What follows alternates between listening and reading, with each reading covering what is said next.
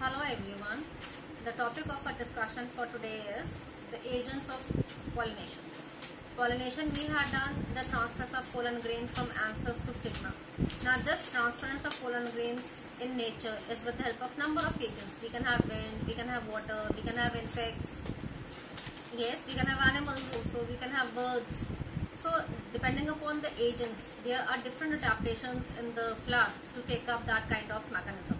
Now very first we talk about is insect pollination, when the pollination is done with the help of insects. That means it is called as entomophilous. Now this entomophilous flower in which the pollination is done, let's see the diagram. Now see in this diagram, this is a flower which is brightly colored. So very first the flower has to be brightly colored. That means the petals have to be brightly colored so that they can interact the insects for pollination. Then it has to be big, it has to have scent, it has to have fragrance at the base. It has to have nectar to attract the insect that is serving as the food for the insects. And then the pollen grains, that should be in the anthers. Now these anthers are present. The pollen grains are present in the pollen sacs in the anthers, and these are loosely attached so that they are able to touch the body of the insect. So when the insect is visiting this flower, pollen grains will be deposited on the lower surface of the body of the insect, and when the insect is visiting another flower, so from the body, the stigma being sticky in nature, it will take up the insects for pollination.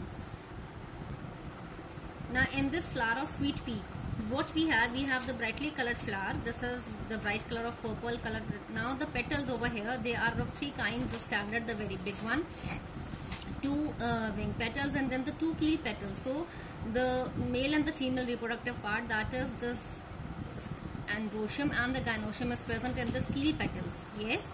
Now when they are covering this, when the insect is visiting this flower, the keel petals will bend down and the androecium will be exposed.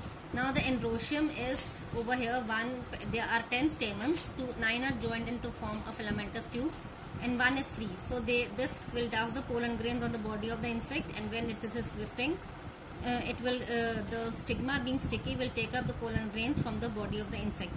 So it has to be, the characteristics of the insect pollinated flower can be brightly colored petals. It should have the nectar, it should have the fragrance, the flower should waste its food in producing large number of petals. Then the pollen grains should be produced in very large amount. Second, the pollen grains should be sticky so they can stick to the legs of the insect. Then the stigma should be sticky in nature so that it can take up the pollen grains from the body of the insect. And when the flower is very small in size, sometimes as in case of rose, the sunflower. Now in case of sunflower, as the flower, the actual flower is present in the center, the disc florets, the brown colored structure. So they have to be they are present in large amount so that they can interact the insects for pollination. Now in this case, that is wind pollinated flower, that is called as anemophilous flower. Now anemophilous is with the help of wind. So this is present in a maize plant which is monoecious. The male flowers and the female flowers are present on separate positions but on a same plant. So what we can have, this is the male inflorescence, that is called as the tassel, and the female inflorescence is called as cob.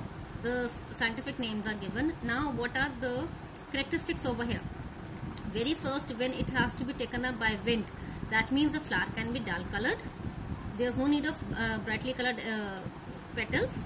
There is no need of nectar, no fragrance. So the pollen grains, they have to be carried with the help of wind, so they have to be produced in very large amounts, but they have to be very light in weight and dry so that they are carried with the help of wind to large distances. And now we come to the female inflorescence. This female inflorescence, the style is coming out of the flower, so that, and the stigma is hairy, it is feathery over here, so that it can take up the pollen grains from the air. So it can entrap the pollen grains from the air. And the anthers over here, they are very loosely attached to the filament. So that is called as versatile anthers. Versatile means they are loosely attached with the filament so that they can shake with the help of the slightest wind, and they can disperse the pollen grains in the air, and those pollen grains are caught up by the stigma, the feathery stigma, and the pollination can occur. Now this is the case of water pollinated flower. Water pollinated is hydrophilous flowers. Hydrophilus, now again they have to be carried with the help of water currents. So the pollen grains have to be produced in very large amount. Second, the pollen grains, when they have to sway, they have to move with the help of water currents. Their specific gravity should be equal to that of water, so that they can remain floating just below the surface of water. They should not be carried away with the help of wind. And second, the flowers, the male flowers and the female flowers are present on separate plants.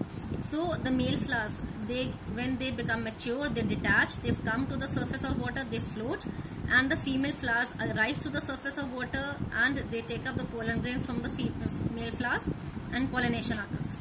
Then we talk about is the pollination done with the help of birds, that is called as ornithophilous flowers, ornithophily, and that is done in case of begonia. And then we have with the help of elephants, that is called as elephophily, and that is done in case of Rafflesia. And last of all we talk about is with the help of man, that is artificial pollination.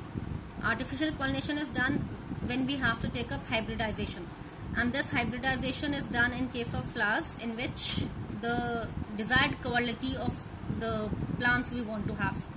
So the pollen grains are taken up from the anthers and they are dusted on the stigma of a desired flower, and that flower is covered with the help of a polythene bag so that there is no infection of the wind and the dust particles, and the pollination is sure. That is called as the artificial pollination, which is done with the help of man. Thank you so much.